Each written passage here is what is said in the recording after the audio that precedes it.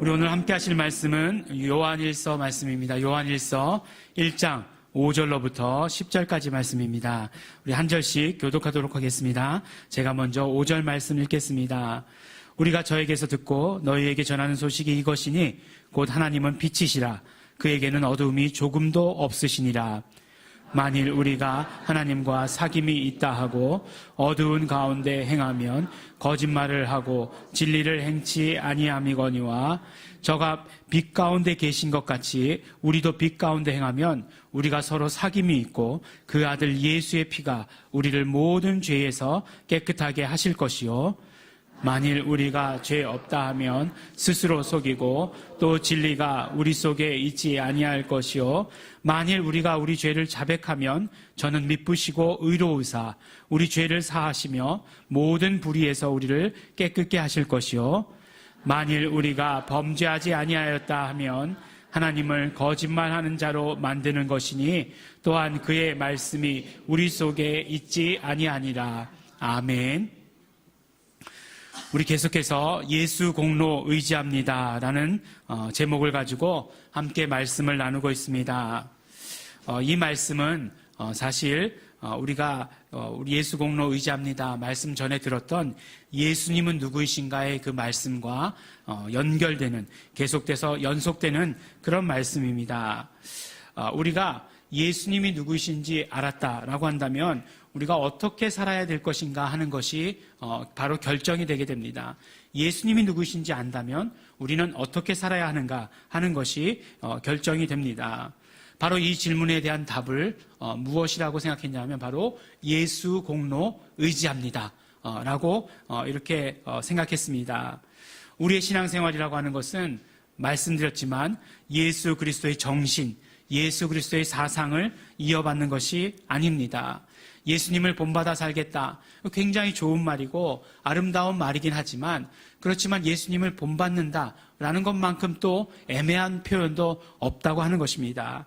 그렇기 때문에 어떤 면으로 이야기해서 가장 정확하게 가장 정말 우리의 모든 것을 다 드러내놓고 예수님의 공로를 의지하며 살겠습니다 라고 하는 것이 우리가 신앙생활하는 데 있어서 가장 정확한 표현이 될 것이며 또한 예수 그리스도가 누구이신지 깨달은 우리가 어떻게 살아야 하는가에 대한 답이 될 것입니다.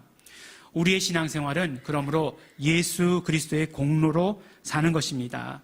예수 그리스도의 공로로 사는 것이 나의 신앙생활이 되어야 되고 동시에 나의 고백이 되는 것입니다. 우리가 예수 공로를 의지하는 삶을 살기 위해서 제일 먼저 필요한 것은 믿음이었습니다. 물론 믿음이라고 하는 것도 믿음 그 자체도 하나님의 믿음입니다. 하지만 그 하나님의 믿음을 우리가 받아 갖는 것입니다. 내 것으로 받아 갖는 것입니다. 그래서 그 믿음을 가지고 그 믿음으로 시작해서 바로 예수님의 공로를 의지하는 삶을 살게 되는 것입니다. 두 번째로 우리 지난주 말씀이었던 것 같은데요. 사실 믿음보다 먼저이지만 나중에 말씀을 나눴던 것은 바로 은혜입니다. 은혜라고 하는 것은 단 한마디로 표현하기는 굉장히 어려웠습니다. 물론 사전적 우리가 은혜 그러면 알고 있기를 값없이 주시는 선물 이렇게 알고 있기는 하지만 그렇지만 성경에 보면 은혜를 표현하는 여러 표현들이 있는 것을 볼 수 있게 되고 결국 그것은 또 하나님을 표현하는 그런 표현인 것들을 우리가 발견하게 됩니다. 하나님을 묘사하는 그런 표현들, 인애하시고 또 인자가 많으시고 긍휼하시고 또 결국은 그 은혜를 하나님의 사랑으로까지 연결하고 있는 것들을 이렇게 보게 됩니다. 어쩌면 이 모든 것들을 다 포함하는 것이 은혜다라고 이렇게 이야기할 수 있을 것입니다. 그렇다면 결국 이 모든 것들을 가지고 그 결론 지을 수 있는 것은 무엇이냐면 오직 하나님의 사랑으로만 하나님께서만 모든 것을 다 하셨다라고 하는 것을 우리는 알 수 있게 되는 것이에요. 인애가 많으신, 인자가 많으신, 긍휼이 풍성하신, 그리고 하나님 우리를 사랑하신 그 모든 사랑으로 말미암아 어떤 가능성도 어떤 정말 그런 가능성도 없었던 우리 인간에게 일방적으로 은혜를 베푸셨다라고 하는 것을 우리는 확인하게 되는 것입니다. 그것이 바로 예수 그리스도시다라고 하는 것을 또한 우리는 알게 됩니다. 그 은혜의 중심에는 그러므로 예수 그리스도가 있습니다. 은혜는 예수 그리스도이십니다. 그런데 우리가 은혜는 예수 그리스도이시다라고 그렇게만 우리가 표현한다라고 한다면 뭔가 우리 신앙 생활 가운데에서 좀 부족함이 있습니다. 뭐냐면 은혜가 예수 그리스도 이렇게 되면 예수 그리스도와 내가 어떤 관계인가 하는 것을 말해 주어야 그것이 나에게 은혜가 되기 때문에 그렇습니다. 그렇기 때문에 은혜는 예수님과 함께 십자가에 못 박힌 것이 은혜이고 예수 그리스도와 함께 다시 사는 것, 이것이 은혜라고 하는 것을 우리는 항상 기억하고 있어야 하는 것입니다. 그러니까 은혜는 예수 그리스도이신데 더 구체적으로 이야기하면 예수 그리스도와 함께라고 하는 것을 언제나 우리가 기억해야 하는 것입니다. 우리가 예수 그리스도의 공로를 의지하는 삶을 살기 위해서 우리는 은혜로 살아야 되는데 그 은혜라고 하는 것은 무엇이냐? 결국 예수 그리스도와 함께하는 삶, 그것이 바로 은혜의 삶인 것을 우리가 말씀을 통해 함께 깨달았습니다. 그렇기 때문에 우리는 은혜의 자리로 나아가야 하고 또 우리가 정말 은혜의 자리가 되기 위해서 우리 한 사람 한 사람이 예배자가 되어야 되는 것, 그러므로 그리스도와 함께하는, 예수 그리스도와 함께하는 경험을 해야 하는 것을 우리 말씀을 통해 들었습니다. 히브리서 4장에 보니까 우리가 은혜의 보좌 앞으로 담대히 나아갈지어다 말씀하고 계시고 또 에베소서 2장에 말씀하시는 것처럼 우리가 그 안에서 행하게 하려 함이라 말씀하신 것처럼 우리가 언제나 정말 삼위일체 하나님의 그 충만하신 은혜 가운데 있어야 하는 것을 우리에게 말씀해 주십니다. 이것이 바로 예수 그리스도의 공로를 의지하는 삶입니다. 오늘은 그 세 번째 시간입니다. 예수 공로 의지합니다. 세 번째 시간은 바로 회개라는 주제를 가지고 함께 말씀을 나누어 보도록 하겠습니다. 회개, 믿음을 갖는다. 우리가 은혜의 자리로 나아간다는 것과 더불어서 예수 그리스도의 공로를 의지하는 삶을 살기 위해서 우리에게 필요한 것은 바로 회개입니다.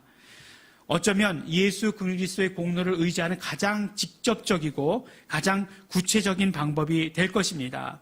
예수 그리스도께서 이루어 놓으신 일들을 내 것으로 받아들이는 것, 오늘 말씀을 통해서 우리 확인할 수 있는 것, 바로 우리 죄를 자백하는 것, 회개입니다. 예수님께서 인간으로 오셨다라고 하는 것을, 그 의미를 성경에서는 어떻게 말씀하고 있는가? 히브리서 4장 15절에 보면 이렇게 말씀하고 있습니다. 우리에게 있는 대제사장은 우리의 연약함을 체휼하지 아니하는 자가 아니요. 예. 두 번 부정했죠. 그러니까 뭐죠? 긍정이죠. 예. 그러니까 우리의 모든 연약함을 체휼하신 분이시다. 이렇게 말씀하고 계세요. 근데 그 개역 개정에서는 체휼이란 말이 어려운 말인 것 같아요. 그래서 뭐라고 바꿔놓으셨냐면 우리의 연약함을 동정하지 못하실 리가 아니요. 이렇게 표현했습니다. 뭔가 좀 더 알기 쉽게 말씀해 주신 것 같아요. 그 동정하다라고 하는, 또 체휼하다라고 하는 이 단어는 헬라어로 쉬파세오라고 하는 이 단어가 사용되었습니다. 이것은 영어로 보면 sympathize라고 하는 그런 단어예요. 그러니까 결국 어떤 이야기죠? 그 말뜻 그대로, 단어 뜻 그대로 보자고 한다면 고통을 함께라고 하는, 고통을 함께 나눈다라고 하는 그런 의미가 있습니다. 그러니까 예수 그리스도께서 인간의 몸을 입고 오신 것에 대해서 히브리서에서는 뭐라고 말씀하셨냐면 예수님은 인간의 모든 고통을 다 함께 나누셨다라고 이렇게 말씀하십니다. 그 이사야서 53장을 읽어보면 그 표준 세번역 그 성경이 있잖아요. 세번역 보면은 그 예수님에 대한 53장은 예수님에 대한 표현이잖아요. 근데 그 중에 보면 그는 늘 앓고 계셨다 라고 하는 그런 표현이 나옵니다. 아, 이게 뭘까? 라고 이렇게 생각을 했는데 히브리서 4장 15절의 표현에 보면 바로 인간의 몸을 입고 오신 예수님께서는 인간의 모든 고통, 인간의 모든 경험을 다 가지고 계신 분이시다. 다 가지고 계신 하나님이시다라고 이렇게 말씀을 해 주시는 것이에요. 그러니까 인간의 고통이 무엇인지 아신다는 거죠. 근데 인간의 고통이 무엇이냐? 인간의 고통의 문제는 바로 죄의 문제다라고 하는 것을 말씀해 주십니다. 오늘날 우리 세상이 또 한국 교회가, 오늘날의 교회가 점점 힘을 잃어가고 약해지는 것은 이 죄에 대해서 잘못 다루고 있기 때문에 그렇습니다. 죄에 대해서 정말 너무너무 합리화하고 양심에 비춰서 이야기하고 하기 때문에 그렇기 때문에 우리가 죄에 대해서 확실히 다루지 않기 때문에 교회가 어떤 면으로 보면 힘을 잃어가고 있다라고 이렇게 생각을 합니다. 어쨌든지 간에 예수님께서 생각하신, 아니 예수님께서 정말 알고 계셨던 그 인간의 모든 고통, 인간의 모든 정말 그것의 근원은 무엇이었냐면 죄의 문제였어요. 그래서 죄의 문제를 해결하시기 위해서 이 땅에 인간의 몸을 입고 오신 것입니다. 그런데 우리는 인간마다 고통이라고 하는 것이 다 달라요. 어느 인간이나 다 똑같은 환경 가운데 있지 않기 때문에 모두가 다 고통하는 것들이 주제가 다릅니다. 어떤 사람은 건강이 고통의 문제가 될 수도 있고, 어떤 사람은 물질이 고통의 주제가 될 수도 있고, 어떤 사람은 관계가 고통의 주제가 될 수도 있습니다. 이 히브리서 이 말씀을 읽을 때마다 우리 저희 장모님의 말씀이 늘 생각이 납니다. 저희 장모님은 권사님이시거든요. 그리고 신앙도 좋으십니다. 신앙도 좋으심에도 불구하고 정말 예수님께서 인생의 모든 것들을 다 체휼하셨다. 이 말씀을 하실 때 들으실 때마다 뭐라고 말씀하시냐면 예수님도 며느리는 아니었잖아. 딱 이렇게 말씀하시는 거예요. 네. 그냥 한마디 가운데 그 인생의 모든 그런 것들을 확 느끼게 해주는 그런 이야기죠. 그러니까 사람들이 어떤 고통에 대한 주제를 이야기할 때마다 예수님 결혼 안 하셨잖아? 이렇게 얘기해요. 그러니까 결혼 생활에 대해서는 그런 어떤 고통에 대해서는 예수님께 들을 바가 없는 것 아니야? 이렇게 생각하기도 합니다. 하지만 우리 예수님은 참 인간이세요. 참 하나님이시며 참 인간이십니다. 그 말씀은 무엇이냐? 바로 히브리서에 말씀하신 것처럼 인간의 모든 고통을 다 경험하고 계셨다는 말씀이고, 인간의 모든 경험을 다 가지고 계시다라고 하신 말씀이에요. 그런데 그 모든 고통의 근원, 가장 근본이 무엇이냐? 죄의 문제다라고 이렇게 말씀해 주시는 것이에요. 그래서 예수님께서 이 땅에 육신의 몸을 입고 오셨죠. 왜 육신의 몸을 입고 오셨습니까? 죄의 문제를 해결해 주시기 위해서 그렇습니다. 그래서 바로 하나님의 방법 그대로 예수님께서는 오셔서 죄의 문제를 해결해 주신 것이에요. 죄의 문제를 해결하는 하나님의 방법은 무엇이었습니까? 피를 흘려야 하는 것이었어요. 왜냐하면 피가 죄를 속하는 것이기 때문에 그렇습니다. 피 속에 생명이 있기 때문에 그 모든 죄의 값은 사망이기 때문에 생명으로 그 값을 치러야 되기 때문에 그랬습니다. 그래서 구약의 이스라엘 백성들은 보면 이 죄의 문제를 해결하기 위해서 늘 양을 잡고 염소를 잡아서 피를 흘리게 한 것을 볼 수 있는 것이에요. 죄를 용서받기 위한 방법입니다. 그런데 우리 인간에게 영원한 저주, 영원한 고통을 가져다 주는 것은 그 가져다 주는 죄는 영적인 죄입니다. 그렇기 때문에 짐승의 피로 말미암아 인간의 이 영적인 죄를 해결할 수 없는 것이었어요. 그래서 하나님이신 예수님께서 인간의 몸을 입고 이 땅에 오셔서 피 흘리기로 하신 것입니다. 그리고 오셔서 십자가에서 피 흘리셨습니다. 그 피 흘리심으로 말미암아 우리의 모든 죄값을 치러주신 것이고, 예수님의 피 흘리심으로 말미암아 우리를 고통 가운데, 우리를 영원한 저주 가운데로 몰고 가던 그 죄의 문제를 완전히 해결해 주신 것입니다. 우리는 그러므로 죄로부터 자유하게 된 것이고, 예수님께서 부활하심으로 말미암아 우리는 그것을 믿는 자에게 바로 영생을 허락하여 주신 것을 우리는 경험하게 됩니다. 예수님께서 십자가에서 이루신 일들을 통해서, 그리고 그 부활하심을 통해서 이제는 우리는 죄의 문제에 대해서 완전히 자유하게 된 것입니다. 그렇기 때문에 이제는 죄를 용서받는 기준이 바뀌었다라고 하는 것을 우리는 잘 알고 있어야 됩니다. 정말 구약에서는 죄를 용서받는 기준이 바로 내가 무엇을 어떻게 해서, 양의 피를 흘리게 해서, 염소의 피를 흘리게 해서 죄를 용서받는 것이었어요. 하지만 우리 이제 예수 그리스도께서 오셔서 피 흘리시고 난 다음에는 그렇지 않습니다. 우리는 예수 그리스도의 공로를 의지함으로 말미암아 우리의 모든 죄가 용서받는 것이에요. 내가 무엇을 한다고 해서 이 죄를 용서받는 것이 아니라 오직 예수 그리스도께서 십자가에서 피 흘리신 그 공로를 의지할 때 우리는 우리의 죄를 용서받게 되는 것입니다. 완전히 바뀌게 된 것이에요. 그건 지금도 그런데 내가 무엇을 하여야 죄 용서받을 수 있다라고 생각하는 사람들 너무나 많이 있습니다. 크리스찬들 중에도 그런 사람들 참 많이 있어요. 보니까 요새 그런 것들이 유행한다고 그래요. 중국에 가서도 들은 이야기인데, 이스라엘에 이렇게 성지순례를 갔다 오고, 또, 백투 예루살렘이란 그런 말이 있지 않습니까? 이제 우리 선교의 모토죠. 그 무슨 말이냐면 바로 땅끝까지 이르러서 복음이 전해져야 예수님 다시 오신다고 했으니까 그 땅끝을 예루살렘으로 생각하고 예루살렘까지 가자. 그런 거죠.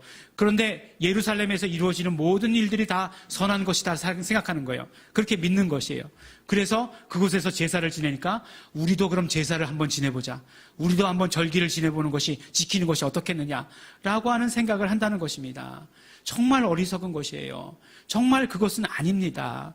바로 지금 우리가 이제 죄를 용서받는 방법은 우리가 무엇을 어떻게 해서 용서받는 것 아니에요. 예수 그리스도께서 다 이루어 놓으셨어요. 예수 그리스도께서 다 이루어 놓으셨기 때문에 오직 우리는 예수 그리스도의 공로를 의지하는 것밖에 없어요.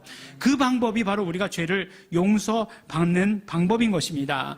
완전히 바뀌었는데 다시 옛날로 돌아가자라고 이야기하면 안 된다라고 하는 것입니다. 용서받는 길은 이렇게 고백하는 것입니다. 나의 죄를 내어놓고 예수님의 피를 의지합니다. 이렇게 고백할 때 우리의 죄가 용서받는 것이에요. 나의 죄가 이것입니다. 나의 고통이 이것입니다. 나의 연약함이 이것입니다. 하나님, 나의 모든 죄를 용서하여 주시옵소서. 예수님의 피의 공로를 의지합니다. 예수님의 피를 의지합니다. 이렇게 우리가 고백할 때 우리는 용서를 경험하게 되는 것입니다. 그리고 또한 우리가 이렇게 용서를 구할 때마다 하나님께서는 용서해 주신다라고 말씀해 주십니다. 하나님은 미쁘시고 의로우시다라고 말씀해 주세요. 미쁘시다는 말, 참 어려운 말이죠. 신실하시단 말, 요새 그래도 어려운 말이에요. 바로 하나님께서 약속하신 그런 모든 것들을 다 지키신다, 그 말씀입니다.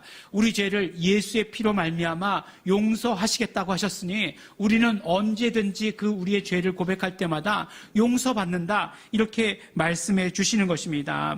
사실 우리가 용서받는다라고 얘기할 때, 우리의 모든 죄가 용서받는다라고 얘기할 때 그 근원이 되는 것, 그 정말 그 전제가 되는 것은 예수님께서 피 흘리심으로 말미암아 우리의 모든 죄를 다 용서해 주셨다는 거예요. 예수님께서 피 흘리심으로 말미암아 우리의 모든 죄가 다 해결되었다는 것입니다. 그런데 그 모든 죄가 해결되었는데, 그런데 자기에게 적용시키는 것은 자기가 해야 된다는 것이에요.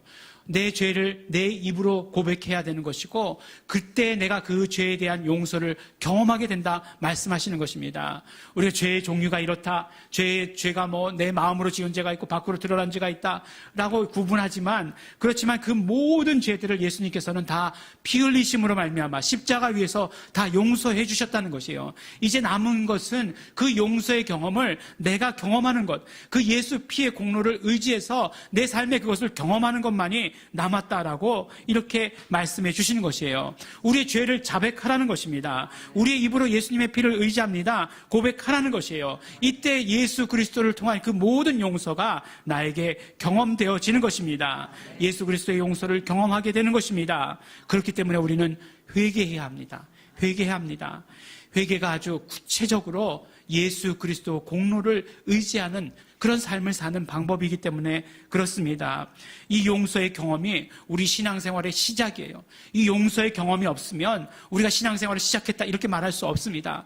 어떤 면으로 이야기해서 이것이 전부다라고 이야기해도 좋을 만큼 이 용서의 경험이 우리에게 반드시 있어야 됩니다. 매일매일 우리에게 이 용서의 경험이 있어야 하는 것입니다. 매일매일 우리는 회개해야 하는 것입니다. 회개하기 위해서 우리 최선의 노력을 다해야 합니다. 그냥 죄가 생각나면 회개하고 느껴지면 회개하고 그렇지 않습니다. 우리가 정말 죄에 대해서 최선을 다해서 최선의 노력을 다해서 회개하려고 해야 합니다. 죄를 정말 심각하게 받아들여야 되는 것이고 죄에 대해서 민감해야 하는 것입니다. 이렇게 말씀을 준비하다가 그런 생각이 들었어요. 이렇게 말씀드리면 꼭 우리 성도님들이 이렇게 얘기할 것 같은 그런 생각이 들었어요. 아니, 목사님 지금까지 안 그러시더니만 오늘은 왜 이렇게 세게 말씀하십니까? 이렇게 얘기하는 것 같아요. 하지만 죄에 대해서만은 결코 타협하면 안 된다는 거예요. 죄에 대해서만 두리뭉실하게 그렇게 두리뭉실한 그런 태도를 보여서는 절대로 안 된다는 것입니다. 죄는 철저히 회개해야 됩니다. 오늘부터 갑자기 우리 예일중앙교회가 율법적인 교회가 되는 것 아니야? 뭐 이렇게 질문하고 싶으시겠지만 어떤 모양이든지 죄는 회개해야 됩니다. 그것이 비록 율법적이라 할지라도 죄의 문제에 대해서만은 우리가 어떤 면으로 철저해야 하는 것입니다. 사실 회개라고 하는 것은 그 중심 가운데 정말 죄가 가져다주는 고통이나 저주가 있는 것 결코 아니에요. 예수 그리스도께서 죄의 부정적인 그런 모든 부분들, 고통이나 저주나 이 모든 것들은 다 담당하셨습니다. 예수 그리스도의 그 십자가 위에서 다 승리하셨어요.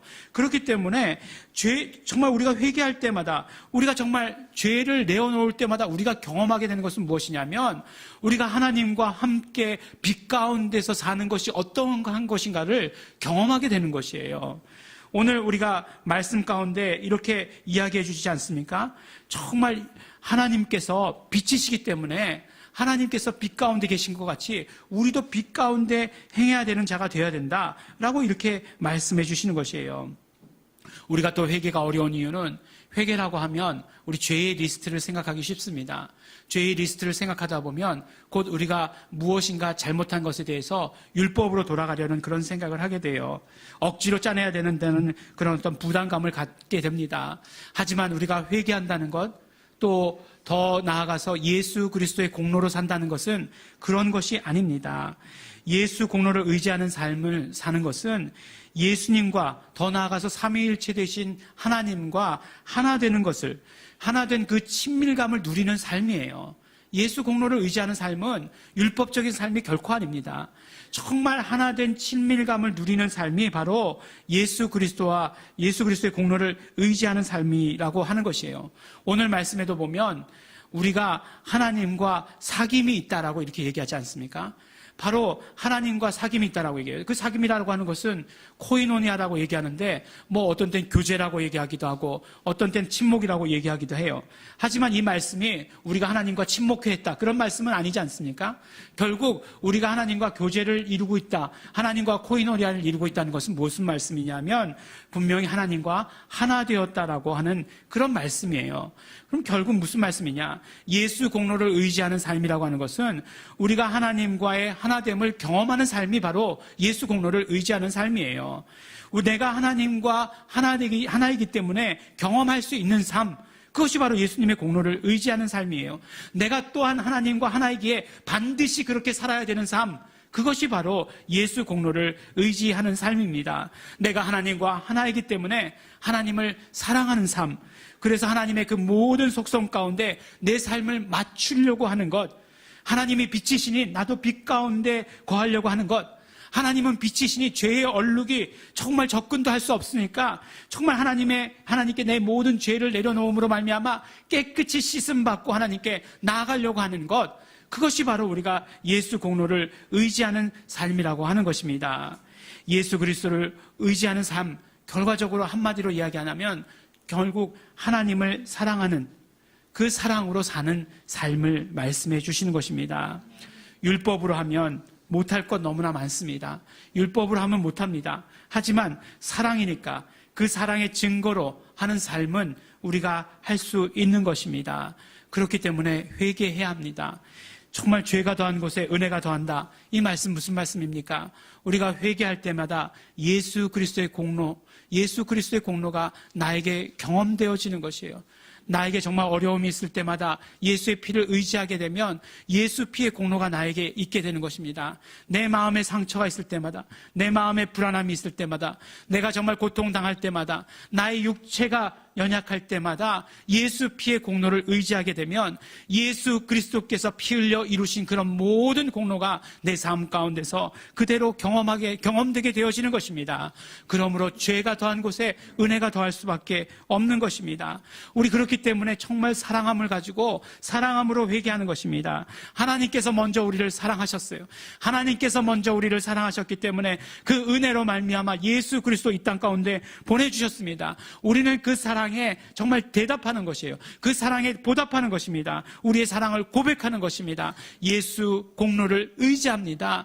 이렇게 이야기함으로 말미암아 우리는 하나님을 사랑한다라고 고백하는 것이에요. 하나님과의 친밀한 교제를 나누고 싶다고, 그 사랑의 교제를 나누고 싶다고 고백하는 것이에요. 이것이 회개입니다. 회개가 어려운 것이 아니에요. 회개는 늘 우리 가운데 있어야 되는 것이고, 정말 회개가 어떤 죄를 정말 죄를 씻는 그런 어떤 의식과 같은 것, 그런 것 아닙니다. 우리가 정말 하나님과의 친밀감을 나누는 그런 어떤 구체적인 사랑의 행위라고 하는 것을 우리는 기억해야 하는 것입니다. 하나님을 사랑하기에 우리는 회개를 사랑해야 하는 것이고, 하나님을 사랑하기에 우리는 예수 공로 의지하는 삶을 살아야 하는 것입니다. 우리가 정말 회개를 사랑하는 삶을 살게 되기를 바랍니다. 사랑하는 우리 예일중학교의 성도 여러분, 회개할 때 예수님의 피를 의지합니다 고백할 때 우리는 예수 그리스도의 공로를 내 것으로 받아갖게 됩니다.